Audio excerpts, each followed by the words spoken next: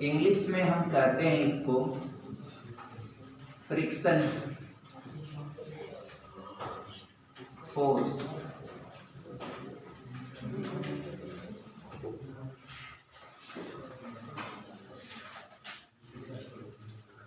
Dear, समझने की बात है, फ्रिक्शन फोर्स क्या होता है? हु कैन टेल मी आपका, और how many types of friction force? देखिए, फ्रिक्शन फोर्स क्या होता है?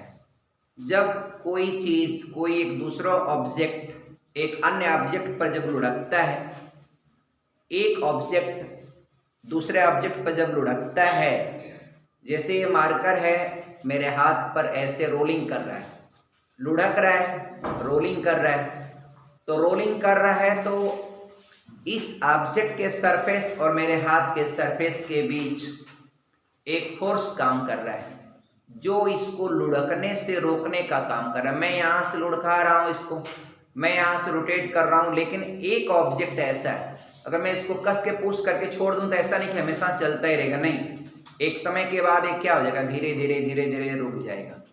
आपने एक चीज कभी आपका डियर खेल के मैदान में एक कोई बॉल को आपने किक किया होगा, बॉल को किक करते हैं तो किक करते हैं तो बॉल आपका दौड़ते हुए आगे की ओर बढ़ती है, तो क्या ऐसा महसूस किए होंगे कि वो बॉल रोटेट करते करते करते करते धीरे धीरे उसका वेग क्या हो जाता है, कम हो जाता है और बॉल आपका अंत में रुक जाती है।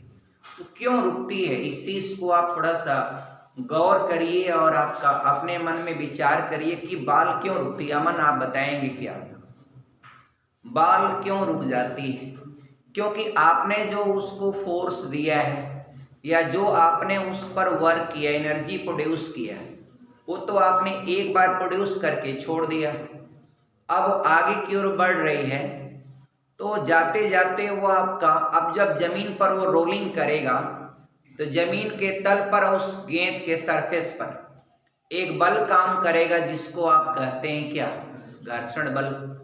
और डियर, एक बात तो और है कि घर्षण बल इज द बेस्ट एंड, मतलब घर्षण बल आपको किसी बॉडी को रोलिंग के लिए एसेंशियल भी है, लेकिन बहुत ज्यादा अगर घर्षण बल हो जाए तो वह आपका उसकी गति में एक बाधक का भी काम करता है कि नहीं करता है?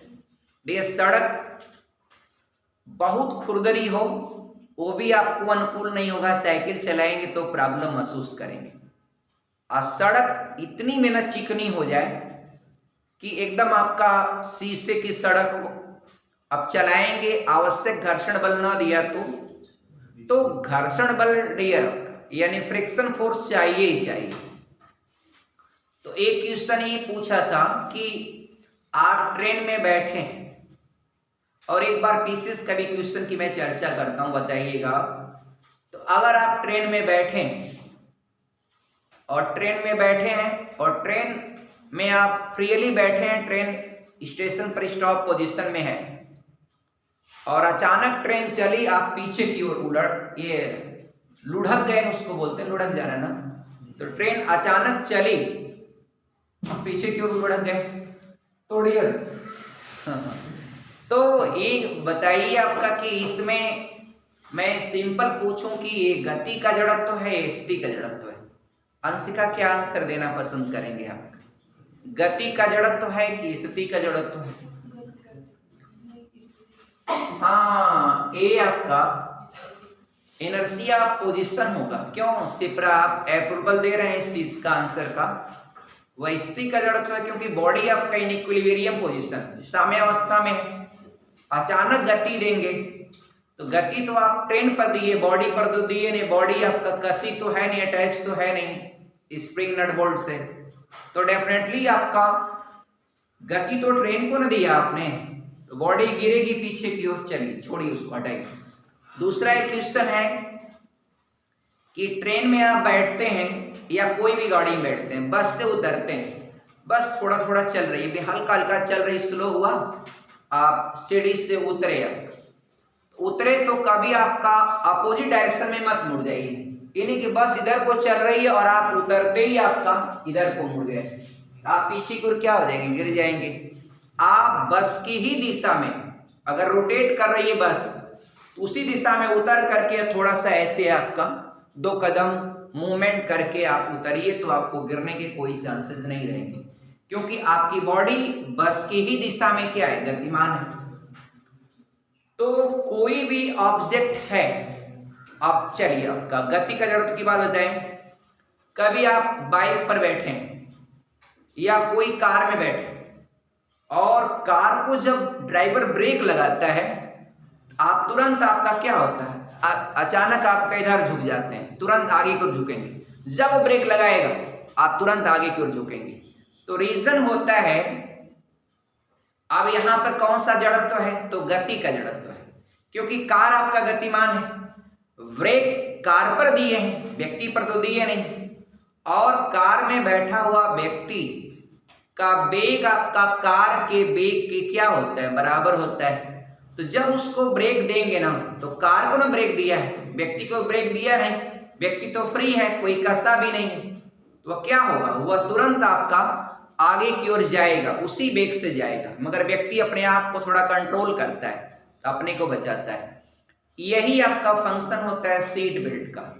इफ आपका any time if you travel in car, तो एवरीबडी ऑलवेज शुड आपका obliged the condition of seat belt. जब भी आप कार में बैठे तो सीट बेल्ट का इस्तेमाल जरूर करें। उसमें क्या होता है, पीछे भी सीट बेल्ट होता है, लगा लें, आगे भी होता है। कुछ लोगों को अंकुश लगता है, अंकुश माने होता है अब मतलब अजीब लगता है, थोड़ा सा उस अपने को बदा बदा महसूस करते हैं तो वो लोग निकाल देते हैं, अलग की बात है। मोस्टली ये दुर्घटनाएं नहीं होती हैं, वो अलग की बात है। लेकिन दुर्घटना अगर होती है तो आपको बचने के चांसेस ज्यादा रहते हैं। सीट बेल्ट अगर यूज किए हैं तो आप कार जब अचानक टकराती है तो आप सीट पर ही पड़े रह जाते हैं, और नहीं तो अन्यथा आप तुरंत जाते, और जो गाड़ी का डैशबोर्ड रहता है या शीशा रहता है, शीशे को भी तोड़ करके आदमी फाड़ करके आगे निकल जाता है। और ड्राइवर सीट पर तो स्टीयरिंग होती है, तुरंत आपका चेस्ट में वो लग जाएगा। आजकल तो कारों में आपका क्या बोलते हैं, एयरबैग आ गया। जब वो लड़ेगा तो तुरंत एयरबैग आपके सामने आ जाएगा, तुरंत खुल के आ जाएगा। ऐसे ज्यों आएगा बस उसी एयरबैग पर, गुब्बारे पर आप टकराएंगे और बच जाएंगे। एयरबैग भी आपका लोग बताते हैं कि सीट बेल्ट अगर लॉक रहता है तो आसानी से वह खुल लेता है, लेकिन अगर सीट बेल्ट नहीं है तो एयरबैग के खुलने के भी आपका मिस होने के चांसेस रहते हैं। चलिए, ये सारी बातें हुई आपका। तो कहीं न कहीं आपका हर चीज में फिजिक्स है, आप समझिए उस चीज को। कभी भी ऐसे आप रोटेट करते हैं या चलते हैं। एक प्रश्न एक बार पीसीएस में किया था, 2 प्रश्न यूपी पीसीएस का मैं चर्चा करता हूं, सामान्य फिजिक्स का है। एक में कहा है कि ट्रेन में आप बैठे हैं, ट्रेन आपका चल रही है, सारे ग्लास विंडो आपका क्लोज हैं, और ट्रेन आपका 60 की स्पीड चल रही है। तो ट्रेन अगर 60 या 80 की स्पीड चल रही है तो ट्रेन में बैठा हुआ व्यक्ति भी 60 की स्पीड चल रहा है। तो अगर आप अपने हाथ से कोई गेंद लिए ऐसे ऊपर फेंक दिया आपने, तो ऊपर थोड़ा सा ही फेंका, अभी ऊपर कहीं टच ना हो सनरूफ में, मतलब ऐसे फेंक दिया आपने। अब फेंक दिया तो जितने समय में गया, 2 सेकंड लगा होगा ना, तो गया फिर आ रहा आपके हाथ में। तो चूंकि ट्रेन भी गतिमान है और आप भी गतिमान है, बाल को तो आपने हवा में फेंक दिया, तो क्या वह बाल आपके हाथ में ही गिरेगी या आप थोड़ा सा आगे जाएंगे और पीछे आपका प्लेट पर टकराएगी बाल, या पीछे की ओर जाने का प्रयास करेगी, यह कैसा होगा? तो डियर, हाथ में गिरेगी आपका। डियर, ये आपकी बात बिल्कुल सही है। चूंकि रीजन ये होता है, ग्लास अगर बंद है, विंडो बंद है, तो ट्रेन के अंदर एक एक पार्टिकल वह सब गतिमान होता है। जिस समय आप बाल फेंक रहे हैं ना, उस समय भी जिसमें आप बाल फेंक रहे हैं उस समय बाल भी क्या है, ऊपर भले जा रही है लेकिन गतिमान है। और आप किसी कार में भी बैठ के कोई चीज को फेंक के देखिएगा, शीशा बंद है, शीशा में हवा आएगा तो अलग बात है, हवा मार देगा उसको, पीछे की ओर चला जाएगा। अगर शीशा सब लाख है तो कार में बैठे बैठे चल रही कार, ऐसे प्लेन रोड पे ऐसे थोड़ा फेंकिएगा, फिर देखिए हाथ में आ रहा है कि आपका ऊपर टकरा रहा है, तो अगर हाथ में आ रहा है तो आप समझिएगा कि कार का शीशा बंद हो गया, तो उसके अंदर एयर पार्टिकल भी होगा ना, तो वह उसी वेग से क्या होगा, गति करेगा जिस वेग से कार का होगा। एक क्वेश्चन और उठाया था एक बार का, यूपीपीसीएस का है कि आपकी छत के ऊपर एक हेलीकॉप्टर है, मान लीजिए 500-1000 मीटर की ऊंचाई पर है, ऊपर हेलीकॉप्टर है, और हेलीकॉप्टर एक ऐसा प्लेन होता है जो एक जगह पर कांस्टेंट कर दें तो रोटेट करता रहेगा और रुका रहेगा, क्योंकि आप जानते हैं हेलीकॉप्टर में फिल्मों में देखा होगा, एक जगह लॉक कर दीजिए तो हेलीकॉप्टर का पत्ती चल रहा है, उसका वो जो है चल रहा है आपका डियर, और हेलीकॉप्टर एक जगह आपका रुका हुआ है। लेकिन हवाई जहाज नहीं रुकता, हवाई जहाज में ऐसा सिस्टम नहीं होता, लिफ्टिंग वाला सिस्टम नहीं होता है। हवाई जहाज जब अपनी स्पीड कम करेगा तुरंत डाउन जाएगा, हवाई जहाज की खासियत होती है जब आपका है। और अभी डियर मित्रों एक घटना आपका नेपाल में घटी, पोखरा में। नेपाल में एक फ्लाइट 68 यात्री और 4 क्रू मेंबर के साथ, उसमें एक महिला पायलट भी थी, वो आपका चला रही थी विमान को, उड़ा रही थी। तो डियर आपका 68 यात्री और 4 आपका क्रू मेंबर के साथ वो फ्लाइट थी, उड़ रही थी आपका। पोखरा एयरपोर्ट पर उतरने से मात्र आपका 10 सेकंड पहले, 1.5-2 किलोमीटर पहले ही आपका विमान आपका क्रैश हो जाता है। उसके घटना की जांच की जा रही है। और डियर विमान का आपको पता ही है कि जब कोई विमान दुर्घटनाग्रस्त हो जाता है तो ब्लैक बॉक्स ढूंढा जाता है। क्या ढूंढा जाता है? ब्लैक बॉक्स, नाम उसका ब्लैक बॉक्स होता है। यहां भी मेरे हर स्टेटमेंट में क्वेश्चन होता है, आप जरूर उसको गौर करिएगा। ये नहीं कि मैं आपका बस एक कहानी सुना रहा हूं, नो, मेरे हर स्टेटमेंट में एक क्वेश्चन है। ब्लैक बॉक्स जो होता है मित्रों, विमान जब क्रैश हो जाता है, फट जाता है, आग लग जाती है, टूट जाता है, एकदम धू धू करके जलता है, तो भी ब्लैक बॉक्स में कोई प्रॉब्लम नहीं, तो क्योंकि सारी इंफॉर्मेशन उसमें क्या होता है, अपलोड रहता है। जब विमान क्रैश हुआ उससे 1-2 सेकेंड पहले का सारा इंफॉर्मेशन डाटा आपका चिप के द्वारा, आपका क्या क्या पायलट ने बात किया, क्या क्या सिचुएशन, सब ब्लैक बॉक्स में होता है। और ब्लैक बॉक्स, नाम ब्लैक बॉक्स है, लेकिन उसका कलर आपका जानते हैं कैसा होता है? ऑरेंज कलर का होता है, कत्थई जो होता है ना, यानी कत्थई कलर का, डार्क रेड कलर का होता है। और डार्क रेड कलर का क्यों? ब्लैक बॉक्स भले उसका नाम है, मगर डार्क रेड क्यों बनाता है? ताकि वो आसानी से विजुअल हो जाए, दिख जाए, एक बात। दूसरी बात, अगर विमान कितना भी टेम्परेचर पर फट जाए, ब्लैक बॉक्स क्यों नहीं नुकसान होता है, उसका क्यों नहीं नुकसान होता है? तो वह जिस मेटल से बना होता है वह मेटल है टाइटेनियम। क्या है? टाइटेनियम। आपको पता होगा मित्रों, टाइटेनियम का जो गलनांक होता है ना, मेल्टिंग पॉइंट बहुत हाई होता है।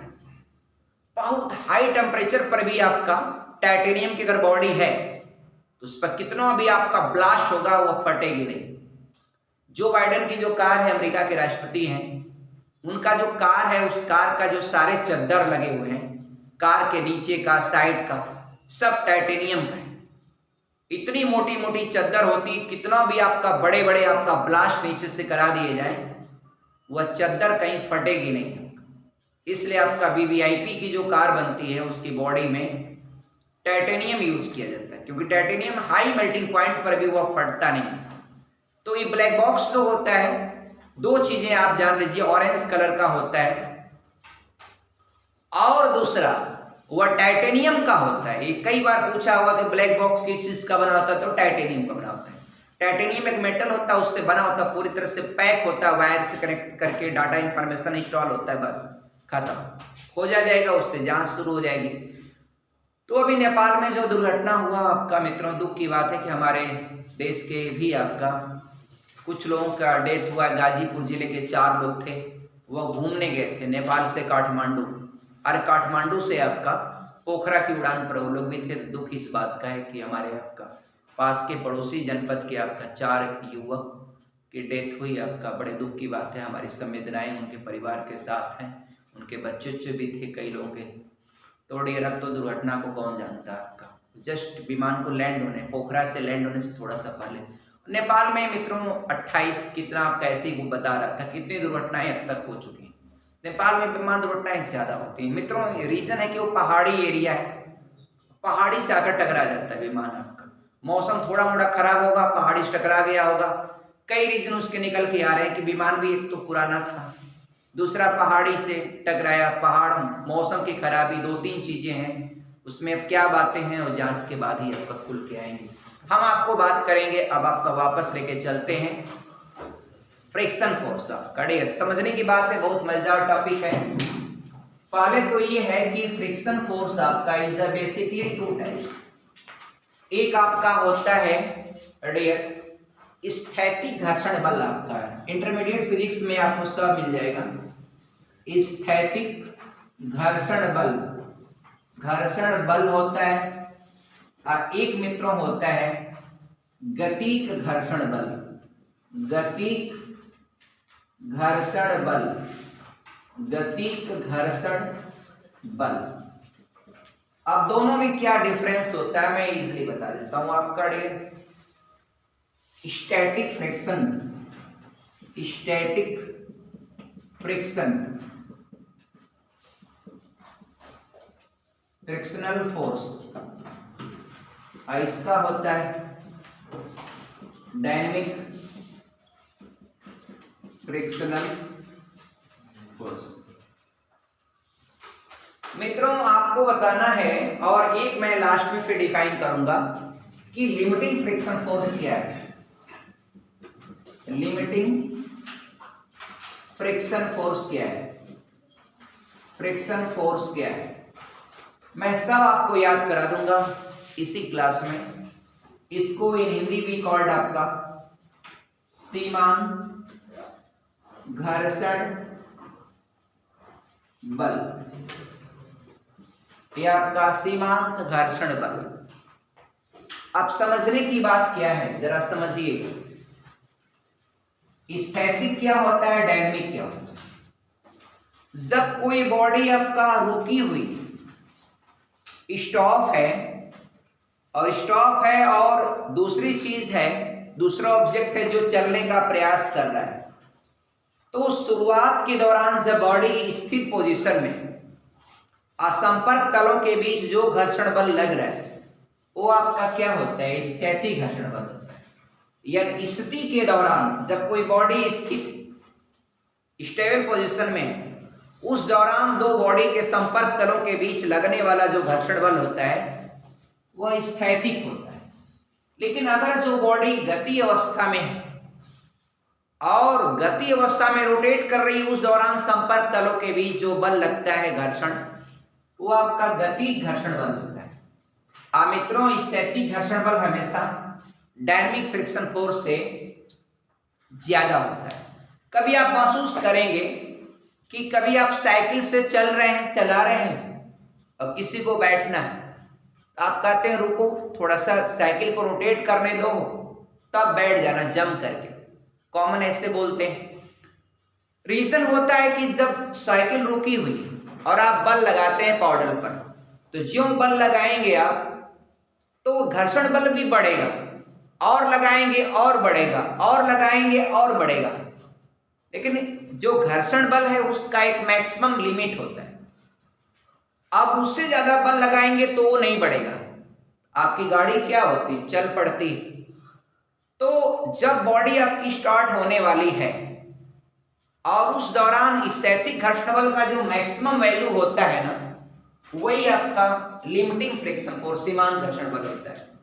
स्थैतिक घर्षण बल का मैक्सिमम वैल्यू, क्योंकि कोई भी गाड़ी चलाएंगे आप, एक दो लोग बैठ गए, एक नंबर लगाया, उठा रहे हैं, स्टार्ट कर रहे हैं, अब इंजन बल अपना बढ़ा रहा है, अभी चल नहीं रहा है, बढ़ा रहा है, चल नहीं रहा है, तो जब तक एक घर्षण बल उसके बराबर नहीं चलेगा। एक समय आएगा कि ये अब अंतिम अपनी लास्ट लिमिट पर पहुंच चुका है, उससे ज्यादा बढ़ ही नहीं सकता। उसका जो बढ़ेगा बस तुरंत आपका रोटेट करना स्टार्ट कर देता है। तो स्थैतिक घर्षण बल का maximum value is known as आपका लिमिटिंग फ्रिक्शन फोर्स आपका, यानी सीमांत घर्षण बल। अच्छा डियर ये हो गया। आपने महसूस किया होगा कि साइकिल पर जब शुरुआत में हम चलाना शुरू करते हैं तो शुरुआत में हम कहते हैं अगर किसी को बैठा लिया और चलाइए जरा, स्टार्ट करिए साइकिल को, आपको बहुत लॉग लगेगा, बहुत पावर लगाना पड़ेगा। लेकिन साइकिल आपकी चल पड़ती है तो आपका आराम से कोई बैठ जाए तो आराम से बैठ जाएगा, आपका चलती रहेगी। और आपने महसूस किया होता है किसी चीज को शुरुआत में चलाने के लिए आपको अधिक बल जरूरत पड़ती है। गाड़ी भी होता है 1 नंबर, 2 नंबर, 3 नंबर, उसमें छोटा बड़ा होता है उसका नंबर। ये आपका जो सिस्टम होता है उसका चेन सिस्टम जो अंदर होता है वो 1 नंबर पर छोटा होता है, 2 नंबर ऐसे बड़ा बड़ा बड़ा बड़ा ऐसे बड़ा कर देता है। तो उसमें चैन अपना घिसकता रहता है, वो गियर चेंज करेंगे तो चढ़ता रहता है, दूसरे पे चढ़ जाएगा, तीसरे पे चढ़ जाएगा। गियर वाली साइकिल भी आती देखा होगा, उसमें छोटा बड़ा बड़ा बड़ा ऐसे कर देता है। तो रीजन इसमें यही होता है मित्रों आपका कि सिंपल है कि कोई चीज को शुरुआत में जब आप चलाना शुरू करेंगे और बाद में जब आपका चलना शुरू कर देगी तो आपका जो घर्षण बल होता है वो कम हो जाता है। शुरुआत में आपको जान लगेगा, जब साइकिल रोड पर चलने लगती है आपका काम क्या हो जाता है, आसान हो जाता है। घर्षण बल का एक और स्पेसिफिक कैरेक्टर होता है कि जब वो स्टॉप है, आपका रुका हुआ है, स्टॉप्ड है, तो स्टॉप पोजीशन में उसका जो है फोर्स आपका ऑलवेज जो घर्षण बल होता है वो ज्यादा होता है जब चल पड़ता है। और रोड का देखिए घर्षण बल अब डी का, अब यहां तो ये चीजें कॉमन आपका क्लियर हो गया। घर्षण बल किन किन बातों पर डिपेंड करता है, तो 2 बातें आप याद रखिएगा। सरफेस का चिकनेपन या खुरदरेपन, सरफेस आपका स्मूथ है या खुरदरा है, कितना खुरदरा है उस पर घर्षण बल क्या करता है, निर्भर करता है, डिपेंड होता है। और दूसरा है संपर्क तल की एरिया, या रोड पर जो टच हो रही जितनी एरिया, तो कितनी एरिया टच हो रही, ज्यादा एरिया टच करेगा तो घर्षण बल क्या होगा, बढ़ जाएगा। मित्रों एक बात आप महसूस किए होंगे, टायर की आपकी गोटी पूरी घिस जाए तो देखेंगे आपकी बाइक का माइलेज कम हो जाता है। इसका रीजन क्या है, अब टायर में जो गोटियां होती तो बीच बीच में खाली स्थान होता है क्योंकि वो संपर्क तल की एरिया को ज्यादा करता नहीं। मतलब वो गोटियां क्यों बनाता है भाई, कंपनी वाला बेवकूफ तो है नहीं आपका, फिर वो तो जितना मोटा बनाना है वो प्लेन बना देता, काहे को बीच में खड्डा खड्डा खड्डा खड्डा काटता है, क्यों काटता है, उसका उसके पीछे साइंस होता है। वो काटता है तो संपर्क तल की एरिया को घटाता है, तो घटा देगा, तो जब घटा देगा तो बाइक आपकी माइलेज ज्यादा देगी। और जब टायर वही घिस जाता है तो आपको जो है वो रोड पर ज्यादा चिपक के चलेगी, और जब चिपकेगी घर्षण बल बढ़ा देगी तो आपके इंजन को जान लगेगा, तो इंजन को जितना जान लगेगा उतना माइलेज वो आपका डिक्रीज होता चला जाएगा। ये कंडीशन होती है। एक बात और महसूस किया आप खुद, साइकिल में हवा कम रखिए, चला के देखिए, और साइकिल में हवा ज्यादा रखिए और चला के देखिए। तो साइकिल में हवा कम है तो रोड पर क्या हो जाएगा, वो पूरा चिपकेगा टायर, हवा में, टायर में हवा कम रहेगी, टायर क्या होगा, पूरा आपका रोड पर एकदम फैल जाएगा तो चिपक के चलेगा, तो चिपकेगा तो लोड आपका घर्षण बल बढ़ा देगा, आप चलाएंगे थक जाएंगे।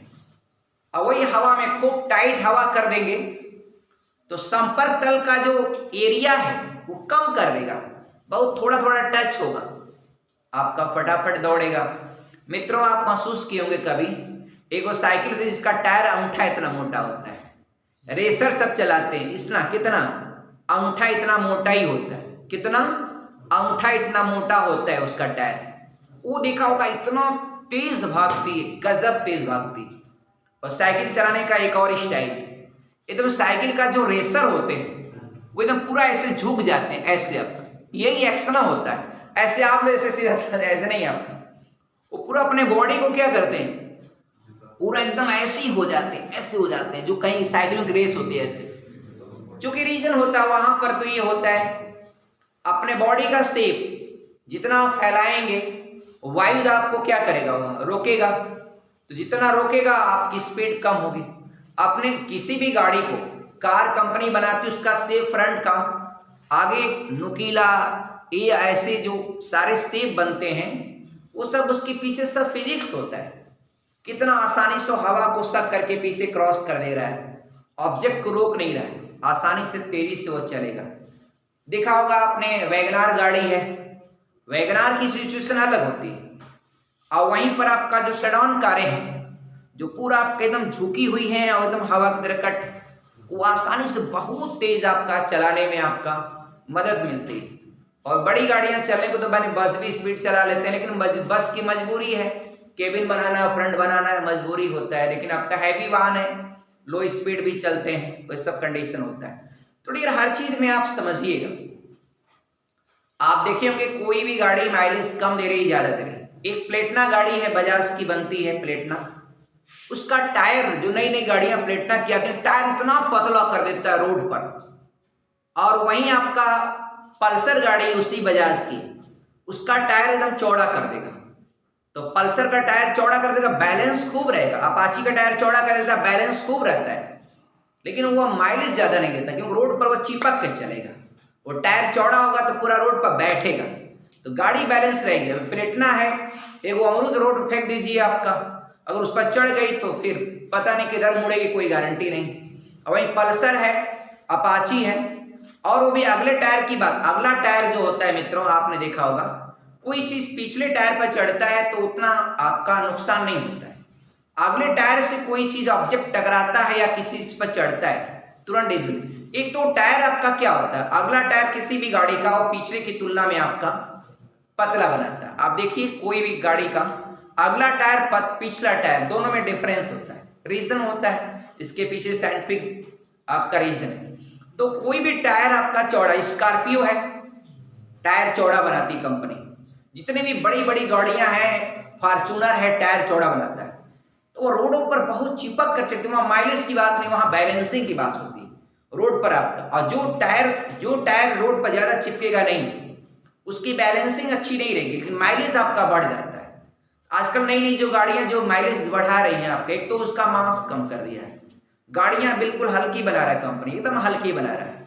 और दूसरी उसका टायर का जो शेप है वो इतना कम रोड पर टच करा रहा है, और उसमें गड्ढे की संख्या इतना ज्यादा बढ़ा दे रहा है, उसका संपर्क तल के एरिया को घटा करके टायर का आसानी से दौड़ा देता है। और भी बहुत सारे कंडीशंस हैं मित्रों, आप समझिएगा।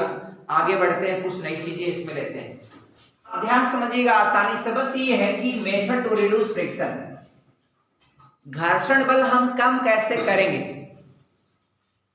और घर्षण बल जरूरी भी है, लेकिन कम होना चाहिए। अगर कम नहीं होगा तो आपकी ऊर्जा ज्यादा बेकार जाएगी, नुकसान होगा, आपका प्रॉब्लम होगा ना। चलिए पॉलिशिंग कर दीजिए, घर्षण आपको कम करना है तो पॉलिश कर दीजिए। सरफेस पर कोई भी सरफेस है उसको पॉलिश कर देंगे अच्छी तरह से, तो उस पर जब चलेंगे ना तो घर्षण बल एकदम कम हो जाएगा आसानी से। देखा होगा आपने, कैरम बोर्ड खेलते हैं आप, पता नहीं कोई खेला है, तो पाउडर फेंक देते हैं, थोड़ा सा पाउडर सब डाल देते हैं। मैं भी कहता था पाउडर इतना कहाँ सस्ता, तो मुंह पर लगाने वाली चीज है, लगाना चाहिए, तो झूठ मूठ का कैरम बोर्ड सब छिड़कते हैं। उससे क्या होता है, मारते हैं ना, वो क्या होता है, तो वो आपका एक पॉलिशिंग का काम करता है उसको आपका, यानी वो सरकता है आसानी से। चलिए लुब्रिकेंट माने आप जानते हैं, कोई भी मोबिल तेल, आपकी साइकिल है जाम चल रही है ना, थोड़ा सा आप तेल और उसमें दे दीजिए, मोबिल दे दीजिए, लुब्रिकेंट यूज कर दीजिए, जहां जहां उसका रोटेटिंग पार्ट एकदम फ्री आपका तेजी से चलेगा। और कहीं आप सड़क पर मोबिल गिरा लिए तो आपका जानते ही क्या होगा, उस पर कोई भी चीज जाएगी तुरंत स्लिप कर जाएगी। By using suitable material, material किसका इस्तेमाल कर रहे हैं वो चीज देखना है। अगर कोई सुटेबल मटेरियल यूज कर लीजिए तो आपका फ्रिक्शन फोर्स बहुत कम कर सकते हैं, तो मटेरियल के ऊपर डिपेंड करता है। एक बाई बॉल बेयरिंग, जो बेयरिंग होता है हर जगह बेयरिंग होता है, जैसे मशीन है, ट्रैक्टर का है, धुर्रा है, हर जगह बेयरिंग, उसको बेयरिंग बोलते हैं आप लोग। बेयरिंग लगा देंगे ना, अभी आप कोई एक छोटी सी बचपन में गाड़ी आप बैठ करके खींचे होंगे, और उसी में आपका 2 गो बेयरिंग लगा दीजिए और चक्का बांध दीजिए, बिना बेयरिंग का उसको खिंचवाइए, तो जहां रगड़ेगा वो पूरा आपका आवाज करेगा चोंचों का, और आपका बड़ा जान लगेगा। और वहीं थोड़ा दिमाग लगाइए, 2 ठे बैरिंग लाइए, वहां फिट कर दीजिए। एक्का का तागा आपका, उसको बुलक कॉर्ड बोलते थे पहले, हॉर्स कॉर्ड आपका एक्का देखा होगा पहले बचपन में गाँवों में। आजकल लखनऊ में कभी कभी नवाब लोग आपका या नवाबों की नगरी में जाएंगे तो कभी कभी आप लोगों का ब्याह होता है, शादी उदी, तो आपका उसमें आप लोग एक्का वाली गाड़ी जो घोड़ा वोड़ा पर ऐसे आगे रहता है, बैठते हैं, फिर लकड़ी वाला जो खूब बना होता है, वहां भी क्या होता है, 2 बियरिंग लगाते हैं। उससे क्या होता है, फ्रिक्शन फोर्स आपका कम हो सकता है। मित्रों, इन मेथड से आपका फ्रिक्शन फोर्स को कम किया जा सकता है। अब बढ़ाना है तो खुदरेपन बढ़ाइए, बात खत्म। जितना खुदरा करेंगे, अब रोड है, ज्यादा खुदरा भी ठीक नहीं, ज्यादा स्मूथ भी ठीक नहीं। और रोड का मटेरियल जो होता है ऐसा होता है कि स्मूथ होने के बाद भी आपका वह पकड़ता है किसी चीज को, तो घर्षण देता है लेकिन स्मूथ होता है, लेकिन कम देता है लेकिन देता है। अब वही चीज आपका दूसरी चीज का, सीमेंट का रोड बनाए, दोगा मार दीजिए, दोगा जानते हैं आप लोग, समझ जाएंगे। सीमेंट का रोड बनवाए, दोगा लगा दीजिए, प्लास्टर मार के दोगा मार दीजिए, हो गया काम। आने दीजिए बरसात, खाली पानी गिरे, देखिए रोड एक्सीडेंट आपका। मित्रों, कभी आपका सड़क सीमेंट से बनती है, दोगा नहीं चढ़ाते सीमेंट का, दोगा चढ़ा देंगे, फ्रिक्शन फोर्स जो है तुरंत आपका रिड्यूस हो जाएगा, कम हो जाएगा, इतना स्मूथ हो जाएगा। अब बारिश पड़ा, कब स्लिप करेगा, थोड़ा सी भी काई लगी, आए दिन आपका उस पर काई पर अगर ज्यों ब्रेक लगाया, वही होता है जैसे ईटा उटा का खड़ंजा है, अब बरसात हुआ, काई लग गई, आप ब्रेक मारिए ना, थोड़ा सा सीधा चल रहे हैं तो ठीक है।